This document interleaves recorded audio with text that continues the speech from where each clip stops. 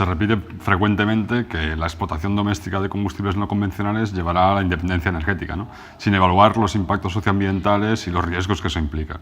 Por ejemplo, la explotación doméstica de combustibles no convencionales genera otro tipo de dependencias, es decir, la dependencia de los combustibles fósiles. Unos combustibles fósiles que son finitos y hacer una gran inversión en infraestructuras para esos combustibles fósiles por un tiempo limitado pues, genera problemas en la inversión, ¿no? Luego, evidentemente, los impactos que genera la propia extracción de combustibles no convencionales. Y luego que en la mayoría de casos, cuando se habla de independencia energética, en muchos países lo que ha resultado es que las reservas son mucho más bajas de las previsiones iniciales porque hay movimientos especulativos, es decir, generar expectativas en el mercado del gas, generar expectativas como empresas gasísticas o petroleras de que hay una posibilidad de negocio futuro, genera unos inputs y unas pulsiones muy concretas en los mercados financieros que hacen que las acciones aumenten y se consigue extraer beneficios ya solo de esa generación de expectativas futuras.